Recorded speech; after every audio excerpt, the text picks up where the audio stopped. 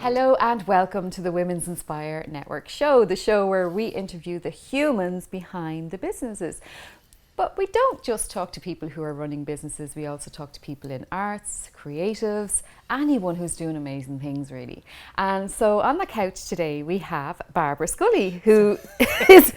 It sounds like I'm going to be probed in all kinds of ways on the couch for her psychology session and counselling. Well, it's kind of like that actually. That's good. But Barbara is a broadcaster and journalist, and Columnist, right, you're actually a new granny, is that yes. right? Not that new now, but yes, I am a grandmother, yes. And grandchild.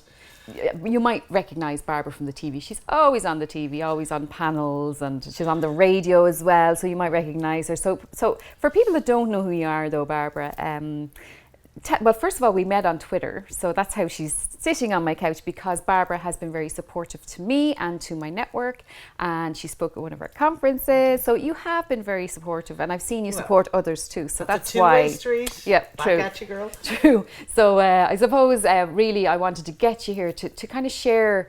There's a lot of stuff you've been speaking about lately, especially for our audience who would be, aged 35 to 55 plus. And I just thought you'd be a really good person to speak to, because I know that there's been things happening in your life lately as well. So first of all, though, tell us a little bit about Barbara.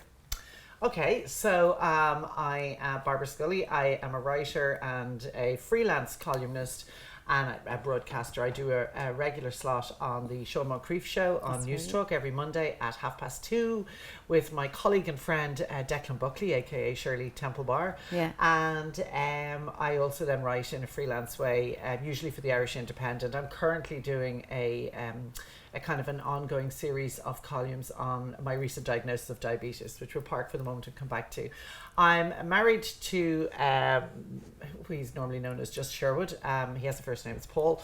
He's lovely. I have three daughters. My eldest daughter is 32 and she lives in Australia, and she's the mother of my amazing grandchild who's called Emily.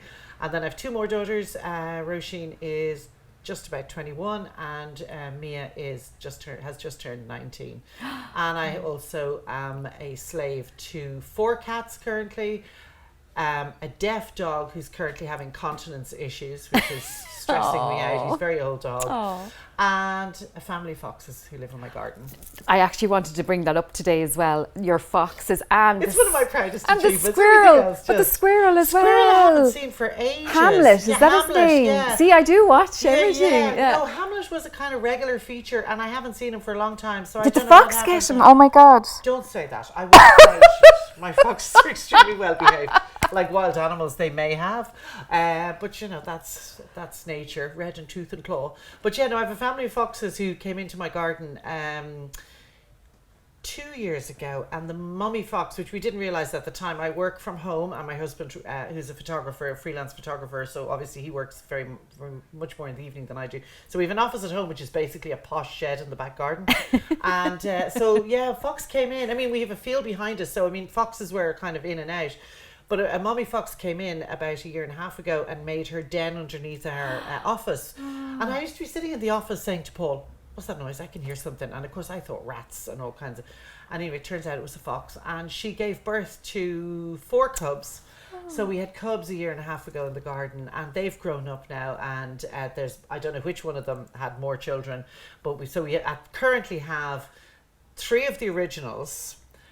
And the main guy who is called Gavin, and me and Gavin have connected on a kind of spiritual level, and me and Gavin spend time together every evening as I go out and leave all our leftovers. It's brilliant, like it's very environmentally friendly. Yeah. We have no food waste. Yeah. Because literally they eat everything. They don't like raw mushrooms and they don't like leaves. Right. But other than that, they eat everything. Don't like leaves. No, if you said lettuce, no, it'll all be left there. Not having that. So so Gavin and Sean and Joan are the originals, and then I haven't named the teenagers yet because I don't have the same kind of connection with them. But it's great. It's total entertainment in the evening if you wanted to sit and watch them. And you don't live in the countryside as such, you live in the suburbs. In suburbs, and suburban foxes are like a real feature. Yeah. It's something I feel really strongly about. I mean, I'm mad about animals, but except for my dog who's having continence issues, I'm kind of not really mad about it. I'm mad in a different way about him at the moment. But anyway, God help him, he's old. But yeah, no, I feel very strongly that that we share this planet with these amazing creatures, and we don't have dominion over them, and they are as entitled to be here as we are. Yeah. And I just wish that our planning and our development of urban environments took way more cognizance of the animals with whom we share the environment, and we haven't done for centuries. And of course we know about the destruction of biodiversity has led to all kinds of issues. And we need all of the things. It's very interesting at the moment. The Green Party are proposing that we reintroduce wolves into Ireland, which were once they're native creatures to Ireland. Wow. The last wolf was hunted into extinction in the late 1800s. Right. But wolves were the predators for deer, and we have a deer population that's too big because we have wolves. Okay. So all of these things, it's all a balance. Yeah. So I feel very strongly that we have to. But urban foxes rely on humans now because they have very little in the natural environment that they can feed on. I mean, they eat grubs and small bits and pieces. I think they might eat the odd mouse as well. I don't know about squirrels. But yeah, I feel very privileged. And it's magical at night to realise that my garden, and it's just a regular suburban garden, is hours during the day. But at night, it comes alive. Oh my gosh, with this other population. Lovely. And do you have little lights around so you can see what's going on? Yeah, I have lights in the garden so I can see it's like a what's magical going on. fox garden. Yeah, now my neighbours, you know, they are wonderful people who are very, very tolerant because foxes do make a lot of noise at times. Right. And they make us, they don't bark They like screech. a dog, they screech. It's like a banshee. And it can be a bit unnerving, and it can be quite loud. Mm. So there can be punch-ups the odd time, not serious punch-ups, just a load of like heat and light and shouting and bawling. But yeah, I just think it's amazing. I know. Yeah. I love the way you tell stories. You're a great storyteller, you know. But isn't that interesting though? So you know, even though, so you're working from home, by the way. I work You from mentioned. home. Yeah. So I know that I had did you see the thing that I put up on Twitter that there was a weasel or a mink or something in a hole? Yeah, in a hole. That's in my right. garden. So what did that turn out to be? we didn't know. We never found out. You know, no one Is seemed he to still be in able the to. hole? Oh no! He got out. He ran. got He out ran the away. hole. Oh, did he? Good. I screamed and dropped the phone, so I didn't get it on camera. Okay. So. Yeah. But anyway, but I love seeing your videos, and it just shows you that you know you're a broadcast. You know, you're a journalist, but you know it's the human home stuff that really gets the most attention, isn't it? Yeah, when you put it up. It is. And actually, my Gavin and Sean were both filmed by RTE for a wildlife documentary, which was broadcast there over the summer. Yes, see, mad, so you mad. know they're all getting in on the media game. Yeah, you just don't know though who's watching, do you? Like you just don't know. Like you absolutely I don't. loved the one of when you had the squirrel in the hurricane. Oh, that was last year, wasn't it? Yeah, It was he was around in the hurricane, and just for anyone was like- watching, it was the squirrel was actually hanging off the bird feeder, and the way he was blown, he was like that little character off Ice Age. It just reminded me of, you know, it was just and really. his tail was going like this as he was trying to balance. It was really funny. But he hung on, and you know he was. But it's amazing the things that actually get the most traction, even though you could be writing something about the diabetes or whatever, but it's actually that human side that makes more people connect with you, That's and right. then they learn about the other stuff Yeah, as well, that's which right. is how social But I media think it's works. amazing that living as I do in the suburbs, there is so much wildlife literally right under our noses that you don't see. Yeah. And we have a huge flock of Brent geese. Now, unfortunately, the field is a playing field belonging to a religious order's school, and typically they've sold it for development, so it's not going to be there for much longer. Right. But there is a huge flock of Brent geese who arrive every winter as well. Great, And yeah. this is in the suburbs. Yeah, It's it is. amazing. It is. If you go and look for it, you If can you find it. once Yeah. you start to notice it, it's fantastic. I live down in Wexford, so I'm very lucky too. You know, I see a lot of wildlife there. Yeah. But like for you with the diabetes, by the way, I just want to talk about that because there might be people watching. I know my daughter's diabetic type 1. It's slightly different. It's different. So what happened? How did you find out? I think you look great, by the way. Thank so you. maybe whatever it is helping. Healthy lifestyle. It's healthy for lifestyle. 6 weeks. Yeah, there you go. Way. So tell us about what happened. How did you find out? Well, I mean, I was. I should be honest and say that my lifestyle up until 6 weeks ago was hugely enjoyable, really comfortable, but not particularly healthy because like a lot of us. I am allergic. I'm not quite as allergic as I used to be, but I've always been reasonably allergic to exercise. So I didn't do any exercise really of any note. I'd go for the odd walk. My diet I would have always thought was reasonably healthy because I'm a vegetarian, but I was eating too much. And I particularly eating too much carbs. Okay. And I have a sedentary lifestyle. I write, so I'm literally sitting at a desk most days. Anyway, so this summer was very busy. My daughter from Australia and my granddaughter were home twice. They were home at Easter, and then they had to come home again in July for a wedding. So there was an awful lot going on. I was busy with work and everything. So we as we usually do, we took 10 days down in West Cork in July. And after a week in West Cork, where I literally do nothing, I don't even cook. I literally just sit and read and enjoy the beauty of West Cork and the peace and the quiet and everything else. But after a week of being down there, I said to my husband, I am still wrecked. I shouldn't be this exhausted. Every time I went to sit down to read a book, I nodded off. And I thought, this is kind of weird. So anyway, lodged that in my brain, came back after the 10 days and got on to Dr. Google, as you do. And diabetes came up. And as I went in and researched diabetes, I realized that I was checking all of the boxes, all of the risk factors. Right. Over 40, fat, sedentary lifestyle, family history. I ticked all of those. And actually another thing I discovered only yesterday from somebody was big babies, and my babies were all big. That's right. And that's another risk factor. So I knew as soon as I read that, I said, it's diabetes. So I went down to my doctor a few days later and said, me and Dr. Google have decided I have diabetes. And he said to me, I don't think so, because I'd had a full medical 18 months previously and all my blood work was normal. Yeah. So he said, I don't think it's diabetes, could be whatever. Anyway, we did a blood test and it was diabetes. And so it wasn't a shock because I kind of knew. And I'm 57. And when I turned 50, I remember thinking, I really need to kind of maybe get myself in hand a little bit. I mean, I know if you're fat, you know you're fat. Do you know what I mean? There's no fat person who thinks they're not fat.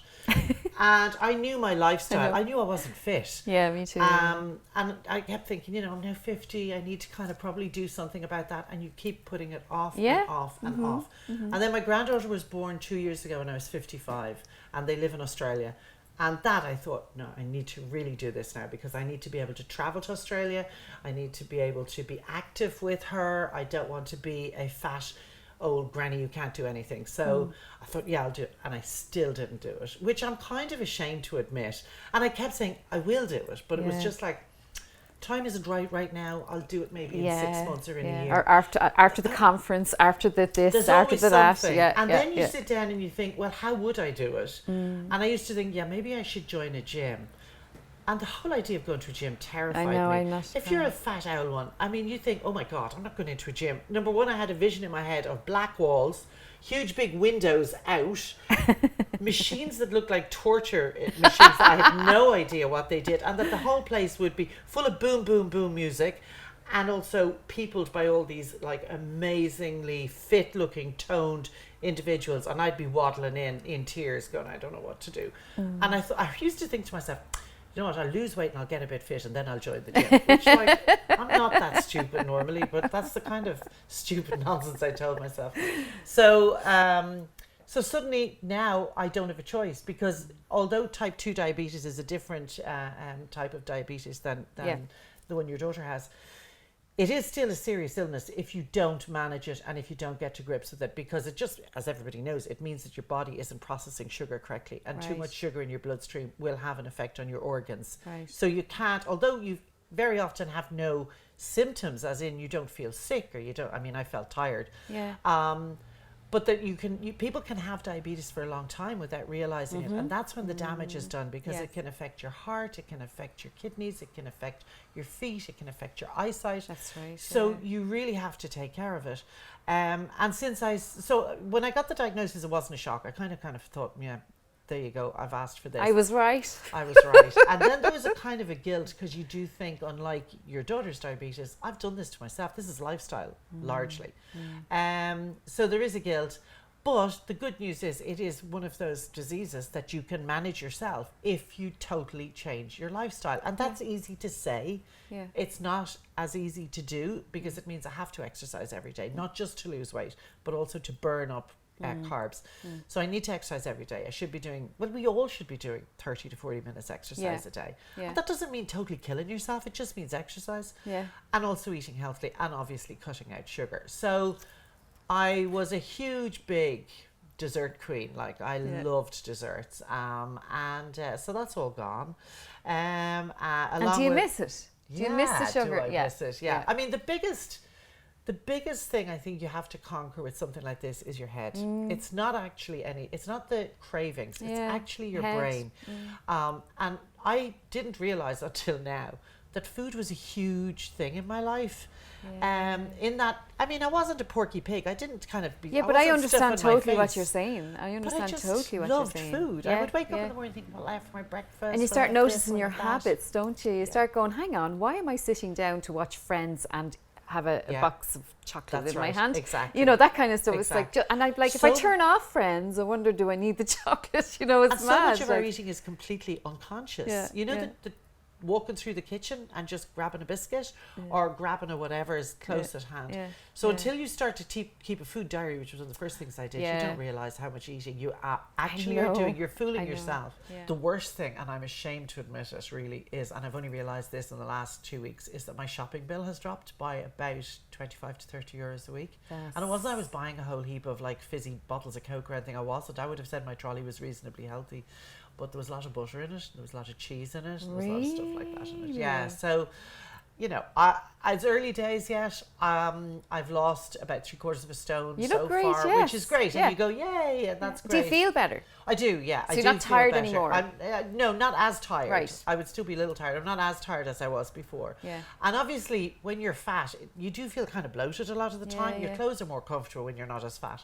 So, there's all of that and all the positives. But I'm very conscious that going into winter, as the evenings get, darker and colder, it's hibernation time, and I'm convinced that in a previous life I was a bear, because nothing makes me happier than waddling into the sofa with my hot chocolate or hot port or something luscious to kind of wrap up with a book or the telly or whatever. So me too. I'm like that. I think everybody is, though, Barbara. Don't be too hard on yourself. I know, but I need to do exercise. We need to get something else you can do in the evenings. Well, I meant to be. I go swimming. I go to the gym. I go for walks, and I do it in the evening because that's the time when I don't have anything else except sitting on the sofa. I suppose we can. There are these snacks you can make that actually, if you are going to pick and sit there, that you can actually. I think that's lethal. I think you need to just stop the snacks. It's like cigarettes. When I Great. give up cigarettes, it was just like, do it. Cut it out. Don't be fooling yourself with anything else. Just cut it out and conquering up here. Yeah, but we'll see how we go. It's early days. It's all here, isn't it, though? It's all up there. Yeah, my head is a bit of a washing machine sometimes, so I don't know. Don't know how I could do that. But well done. You're probably going to help a lot of people watching. Well, I mean, I know since I started writing about it and since I started talking about it, I've been contacted by a lot of women who are probably menopausal, postmenopausal women who are saying, you could be describing my lifestyle. Maybe I should take myself in hand. And I would say to anybody, definitely go and get your bloods checked. And, it's not just diabetes. It's just for going forward. Once you're in your 50s, you need to kind of start taking yourself in hand if you don't want to fall apart slowly. Well, that's a really good point. And you did mention earlier that you did feel like that there was no real strong, that this age group needed a strong voice and needed to kind of start talking about these things. Yeah, well, I think there's a whole other thing. I mean, parking the diabetes thing, I think that working in media, and this is my 5th career, if you count being at home for 10 years as a housewife, dreadful term, as a career, which I do. This is my 5th career. And one of the things I feel most strongly about is the lack of women's voices in particular still on our broadcast media annoys me. We still desperately need more women on air, but we also need to hear more women's stories. I agree. And we also need particularly to hear from older women. I agree. And because older women, without being ageist, I mean, young women have loads to say and loads of opinions, but older women have wisdom that comes from lived experience. And I think we don't hear enough from older women. And there are so many fantastic older women role models out there, and we don't hear from them enough. We don't see older women's stories portrayed enough on television. We what really annoys me at the moment is in Hollywood, trying to bring in more gender balance and more women's voices. And what have they done? They've actually redone men's stories superhero stories, Ghostbusters, you know, and they're recasting them with women. That's not what it's about. It's actually about hearing women's stories. And I wish that we heard more from older women, and that older women, you know, that we see them more on panels discussing things that are of importance to them. And I don't think we do. I agree, and that's one of the reasons I do this show. Yeah. Is because I felt that there was nobody talking about stuff. Yeah. The stuff, Yeah. like I mean, we were talking earlier about women giving birth, and you know whether the guy should look or not. You know, it's bringing up these real things that Yeah. people just want to talk about, and they want Yeah. to know, and they'd be afraid to ask or whatever. And that's one of the reasons I do this show. But also, there are a lot of good men out there, obviously, as well, that need to share their stories. And you know, I just feel that this could be a platform. Well, one of the things that, you know, older women come up against, and you come up against it particularly in media. I mean, when I started when I reinvented myself, which was around about 50, and I said, okay, I had been at home for 10 years and I needed to get back to work, the recession, I needed to start earning some money. And I've always written, and I thought, okay, I'd like to do that. And because in a previous career before the housewife, I was public relations officer for national charity. So I did a little bit of radio then, and I loved radio. Yeah. I loved the Yeah. intimacy of radio. And I thought I'd like to do a little bit of that as well. But one of the, and then TV came into it as well. But one of the first things you'll come across is the fact that you will be judged on how you look, and is also the whole thing that women constantly, probably, I mean, all women, but particularly it resonates. Once you're beyond 40, this whole thing of fighting aging and anti-aging. I mean, I read a quote somewhere, and I can't remember who said it, but imagine if all women learned to love themselves, to be happy with how they looked. Imagine all of the industries that would go out of business. Yes. Because women cannot be sold Yes. baloney. And I Yeah. think a lot of what women are sold in cosmetic products, they're all snake oil, and they're all rubbish, and they're all ways of diverting particularly older women from their natural power into something trivial and something that'll rob their money and their time and their energy, and critically their confidence. Yeah. Yeah. And that's because women, when you get to a stage where your biology no longer rules you, Yeah. post-menopause, Yeah. it's the first time since you were about 12 I know. Yeah. that your biology isn't a major part of your life. Yeah. True. Yeah. Your children, if you've had children, are probably done and Yeah. dusted. Yeah. You suddenly and you still have the energy, and you Yeah, still and you're have the still- creativity, and you still have you now have wisdom as well. Yeah. So it's a fantastic time for women, because it's the time when You have that bit of really can freedom. step into your power. Yeah. A bit of freedom. And you have the freedom. Yeah. You don't have to worry about childcare. You don't have any of Yes, that. yeah, And what it's do we do huge. to those women? We take, now you're too old, and you look too old. Now they don't tell you that overtly, but that is the message. Right, okay. And that absolutely drives me crazy. I wish that older women would learn. You can't compete physically on a looks table Yeah. or rating Yeah. with younger women. You just can't. You're probably going to look fatter. You are going to look older. But you know what? You should love all of that about yourself, Yeah. because that all speaks of the miles on the clock, all of which are very, very useful, and that life experience is really valuable. And for handing it down to the next generation. Like I know women in Women's Inspire, and a lot of our viewers would have started businesses over the age Absolutely. of 40, 50. And it's a new thing that I've noticed with the members joining, is that they're actually older, and it's after either an illness, a Yeah. divorce, a life-changing moment. That Yeah. is around that age they're starting businesses.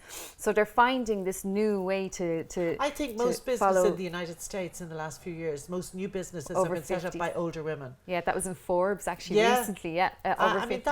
that yeah. is incredible. And again, my personal experience would be similar. And Yeah. a lot of women who've maybe been at home with their kids while they were young are suddenly setting up small businesses Yeah. that they can run and grow from their It's home. great. So It is great, but we need to hear more of it. We need to see that's more why of I'm it. doing this, though, because that's Fair why play I'm to you. doing it. Yeah. Because even you said that there now, there are people watching the show right now that are going to just love what you just said. So before we finish, right? Yes.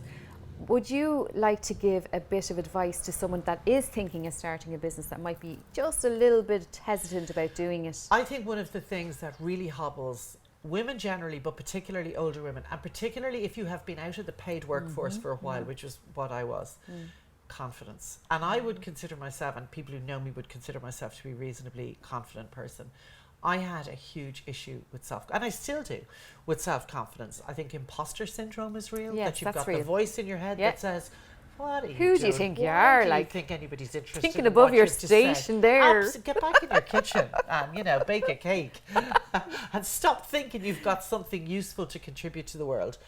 I think if I could give older women the confidence in themselves, regardless of whether you've been to college, regardless of what you've done or what you've achieved, the fact that you're here and you've got an idea, or you've got something to sell, or you've even got just something to say, have the confidence to own it, to own that experience, to own that creativity, to own whatever skill it is that you have, and be confident. And be confident not just for yourself, but so that your children, particularly your daughters, can see the confidence. Yeah. And that you will inspire, as you do, which is the whole point of your Women Inspire network, you will inspire other women. We like just to add to that as well. Like my 12-year-old came up to me the other day, and I said, "Do you have any idea what you want to do when you leave school?" I said, "Don't worry about it." I said, "I didn't know what I wanted to do till I was 40," and she went, "Well, I do know I want to be the boss." I was like, okay. And then my other daughter is 20, and she just opened her own business. So we are inspiring our daughters to kind of, well, hang on, why can't I just start my own business? You know, and that's, it's lovely. I think that's so positive for the future, you know, and it comes back to that old feminist saying of you cannot be what you cannot see. That's so, it, you know, if our younger girls can see, and other women can see women and we help achieving. them though, we help them. Like I know that Leah, when she was starting the business, a lot of the members were able to help her. There was an accountant helped her. There was another girl that said, well, maybe you should. And they actually did little calls with her and stuff. And they helped her. And that's what we're able to do. But I think that's one of the best things that you've done through your whole business with Twitter and then on to Women Inspire, is that you have shown how helpful. And I think, well, you know, you hear women sometimes say, oh, women are awful to each other. They're not very kind of supportive of each other. In actual fact, my experience is completely the opposite. Me too, yeah. Women are very generous to each other and are very supportive of each other. Yeah. And I think you've harnessed that through Twitter and through the network. And I think that women very often don't realise that until you actually put your toe in the water. And also ask for help. Don't be afraid to ask for help. That's brilliant and say, advice. help, I don't know what I'm doing with this particular aspect of whatever. Ask for help. There's loads of people out there who'd be happy to give it to you. There are, and I mentioned that in one of our last interviews as well, is that leaders, like yourself, and you know, people that are leaders genuinely don't mind actually helping you out because they like to kind of feel useful as well. We've all like had help from other women. Oh, I have, way, definitely. You know, who've given you that leg up. And men as well. Like, you know, like there are good men out there too that have, even if it was just sitting down listening to me talk about my mad idea. You know, no, I quite agree. And I agree totally. So so thank Barbara. It's just flew in. It's just been a pleasure. Thank you so much for your time. And I know that you're heading off now to go on the radio, but definitely check Barbara out, barbarascully.com. We will put the link up to the site. Just before you go, what's your biggest piece of advice that you were ever given, that somebody said to you, or your favourite inspirational quote? Well, my favourite inspirational quote is probably "Be the change," which was Mahatma Gandhi said, "Be the change you want to see in the world." So in other words, if you want the world to be more peaceful, be more peaceful. If you want the world to be more generous, be more generous. And I think all of that is important. And the other one, which I would tell my girls regularly, is, and I can't remember the exact wording for it now, but it's the one that basically says, you know, it's better to die kind of thinking, even if I failed, I tried, rather than saying I regret what I never did, rather than saying, you know, well, I did that and it didn't really work out. That doesn't matter. Failure is a powerful way of learning and a powerful block on which to build to success. And on that note, we're going to finish up. Thank you so much, Barbara Scully, and thank you so much to House in Dublin, the venue where we're filming today. And if you are struggling or you would like some support yourself, definitely women'sinspirenetwork.com. Do join us and we'll see you there.